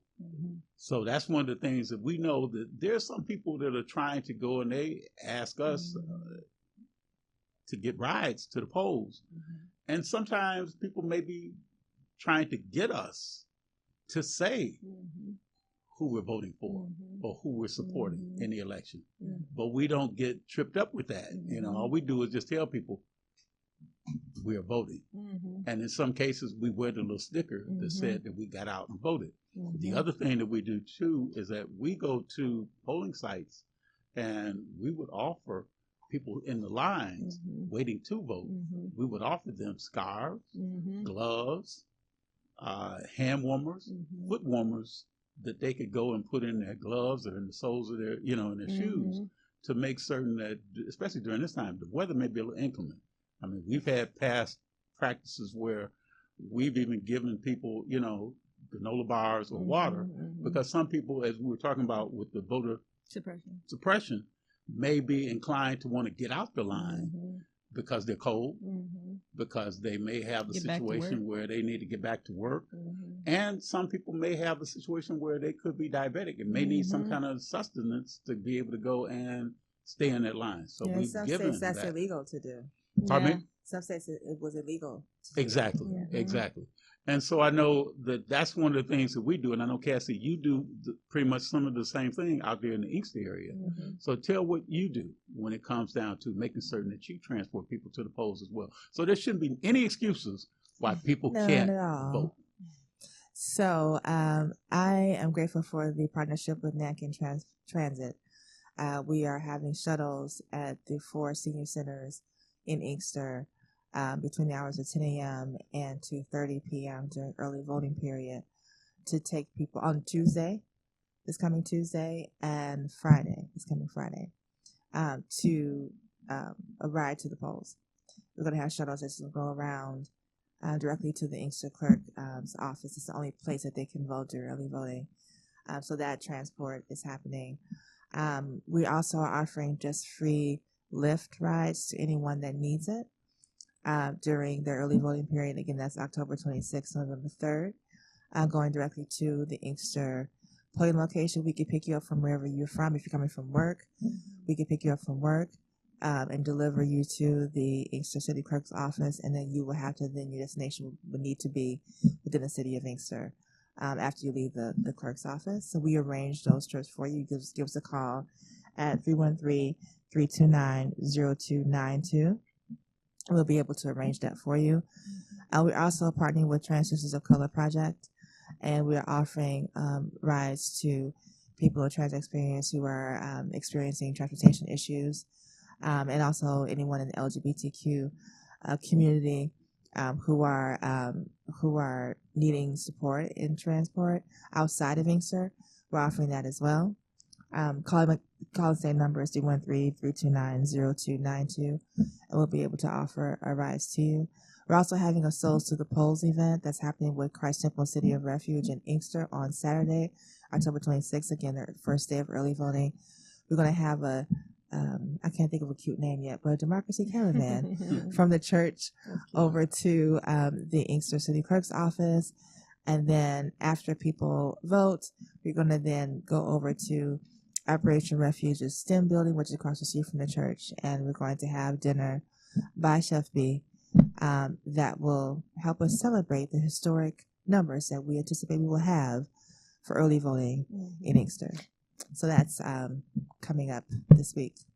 Can I also add, so you had mentioned something about nonpartisan. We don't care who you vote for as long as you're voting. And I just want to say from like a Black and Brown and Indigenous organization standpoint, a lot of these nonprofits are 501c3s, which is a tax status to make sure that they stay nonpartisan. And so if somebody is volunteering or working for an organization like APRI Detroit Downriver or International Fuller Woman Network, you may be putting them in a tough situation where their tax status can be taken away. And I try not to focus too much on the negative, but you gotta be on alert.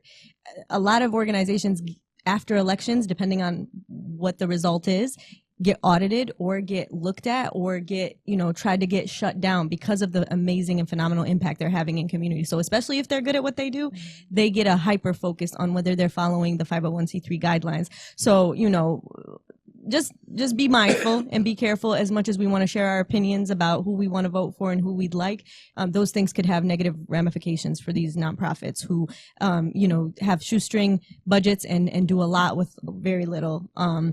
And I do want to shout out Miss Andrea Hunter, who is the president of APRI Detroit Downriver and who Darwin is the vice president of, because she, for years, in the time I've known her, has advocated and talked about relentlessly about how transportation is one of the voter suppression pieces that she's seen in her work and why people haven't been able to go vote. And so the fact that now it's not, it's legal and people can offer them in a nonpartisan way is amazing and phenomenal and full circle, and we should take advantage of it because it's there. And so shout out to you all for providing those opportunities for people. Well, we appreciate that. And then if somebody is interested in getting a ride to the polls and they would like to get a ride through Cassie, as you mentioned your number and your information, they can also come through us with Detroit Downriver, a Philip Randolph Institute, and they can call either this number, 313-334-1063, or they can call 313-658-2885, and we can arrange to go and pick them up and transport them to the polls. And one of the things, again, as you do, Cassie, is what we do. We will go and make certain that regardless of how long it may take you in that polling precinct site, we will wait on you and we will transport you back home. Absolutely. So that's a critical piece that a lot of times people are worried about. You're not going to leave us, right? And, regardless of how long it's going to take. And we also have the availability. Now, Cassie, is that something, so like if somebody may be wheelchair bound or they may be having some sort of a disability, that you also make accommodations for them as well? Right. So the senior centers that we are going through in Inkster, I just want to lift the names of them: Twin Towers, Cherry Hill Place, Thompson Towers, and Cherry Hill Square. And so Natkin Transport has availability of having 15 seat passenger vans to go to each location.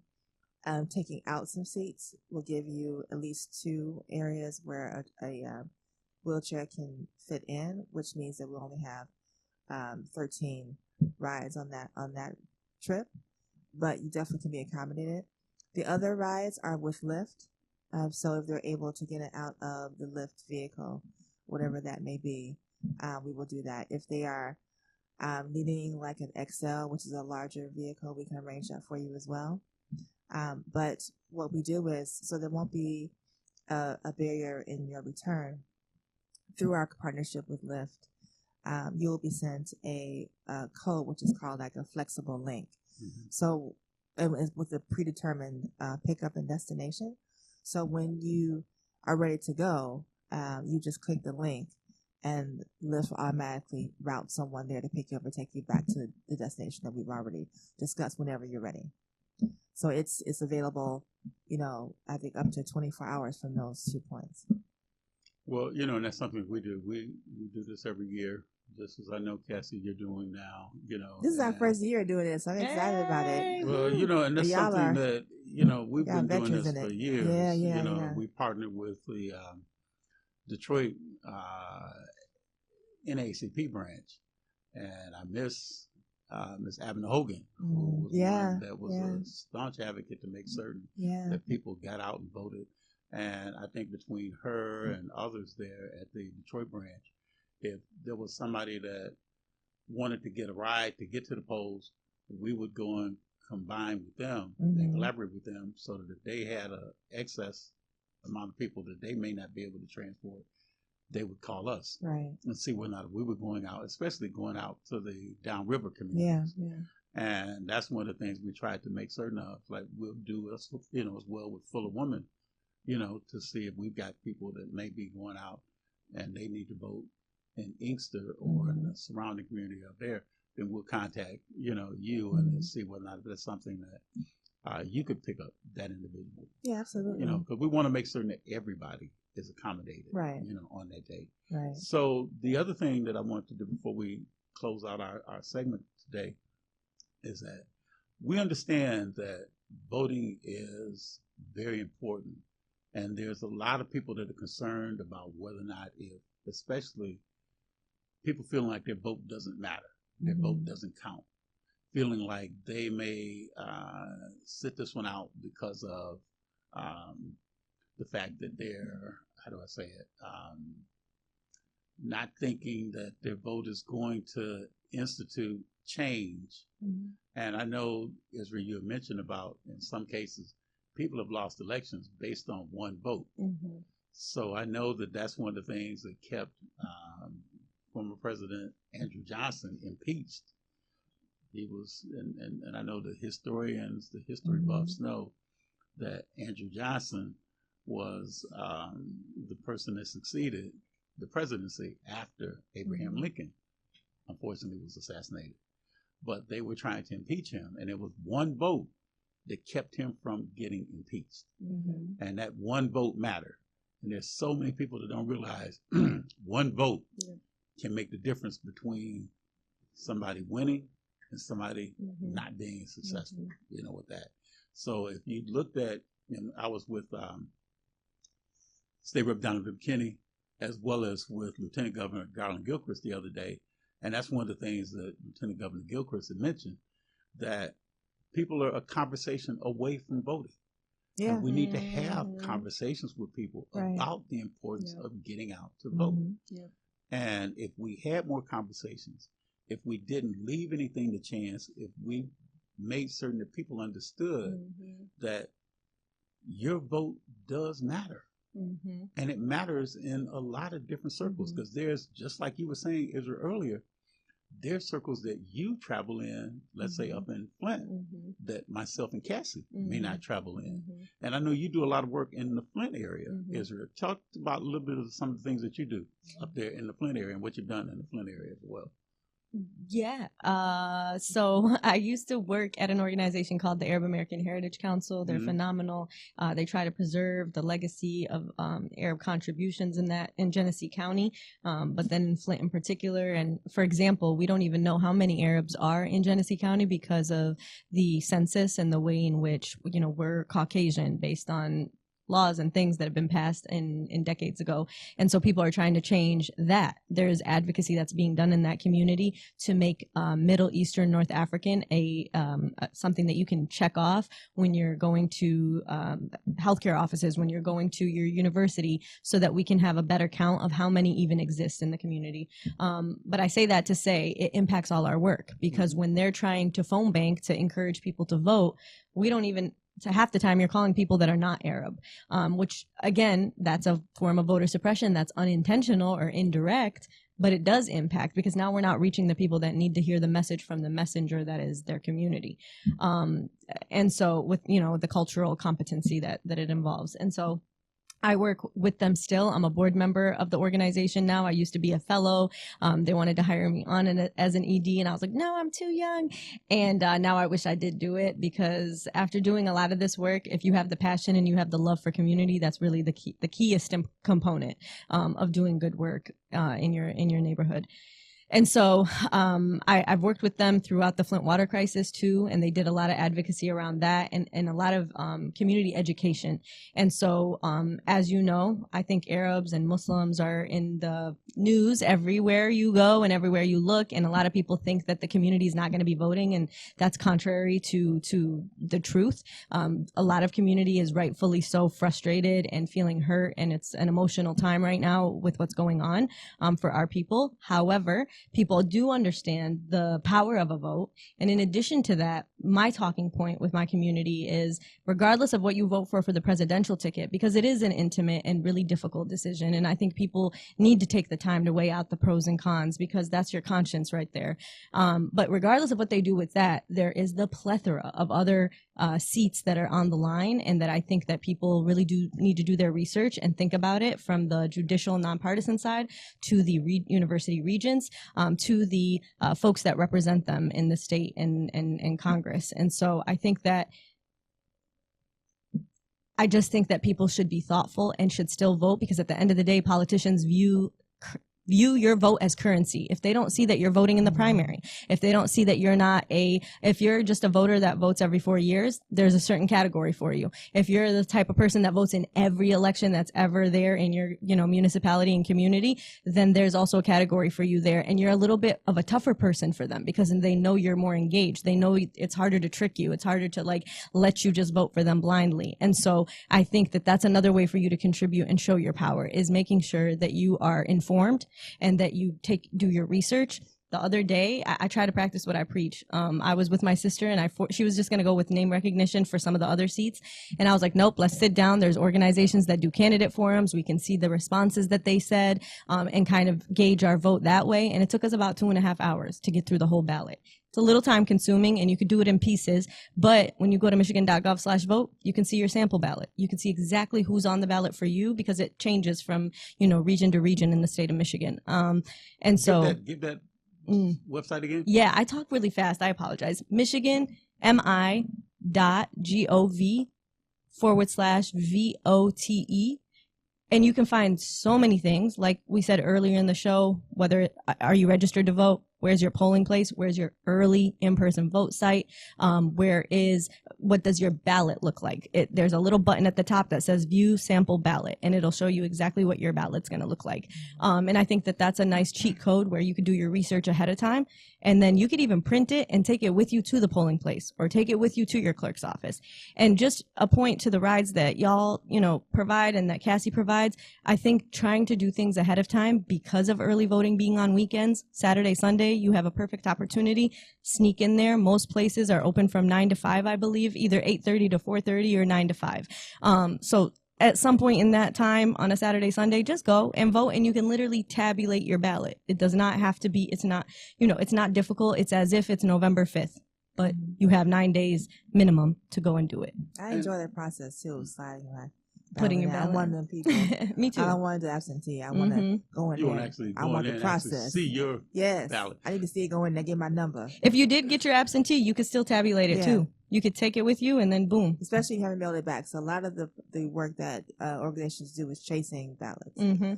We see that we have access to statewide lists of people who have not turned in their ballot, and we can, do some phone banking to say, make sure you mail it off, but you can just take it into the early clerk. Yeah. Can I also just say one more thing real quick? Because I think we think it's commonly known, but your information, when you get somebody knocking on your door, and when you get somebody calling your phone, it's not that they're being creepy. It's that all of this is public information by the Secretary of State. And so that's when I say your vote is currency. People can see not who you voted for, but the fact that you voted, the fact that you turned in a ballot, only in the presidential or during primaries. And so this information is publicly known, and that's why you're getting the calls and the texts and the door knocks that you're getting. Well, one thing I just want to say too is that if you, and Israel, you can go into more detail about that, because I know you've talked about this a lot. If you are awaiting sentencing. If you are incarcerated, talk about that real quick to some of the people that might not understand how that process is for a person to still be able to vote if they are locked up in that system. Yeah. So oftentimes, the ways in which other states operate and the ways in which systems of the criminal justice system operates, you would think that if I have a felony on my record, or if I'm on probation, or if I have a tether on me, I am not I'm not a human being and I don't deserve the things that everybody else is getting. But that's not true. In Michigan, anyone who has a felony on their record or is in jail awaiting trial can also register to vote and then vote absentee if they're, in jail awaiting. And then if they're out and they just have a record, absolutely they can. The issue comes back into the implementation process. And so a lot of jails don't give that option or aren't implementing it. And there's a lot of amazing organizations that try to work with sheriffs and work with the jails in order to make that a reality. But if people have family members that are in the system right now, on one of your calls, I know it's going to sound random and weird, but that's a conversation starter. Like, hey, did you know you could register to vote as you're waiting to be seen and to be heard? And so, and shout out to Percy Glover, who is doing an amazing job. Yes, Percy Glover in Flint and in general, absolutely, all over. He actually was influential in legislation. Yes, that will allow this thing to happen. I've been to Genesee County Jail, and I have been there for candidate forums where he brought the candidates to them. Yep. For them to ask questions. So he's doing phenomenal work. Also, Percy's advocacy and engagement around this is actually a model for other counties across the state to be able to do this, and probably countrywide, like nationwide, because it actually does work in Flint. Well, Israel, you got the last word in. Cassie, you got the first word in. Israel, you got the last word in. Ladies, it has been a plum pleasing pleasure to have you on the show today. Yes, thank you for having us. Educate all of the individuals that might be interested in being a part of this election process if they haven't been already.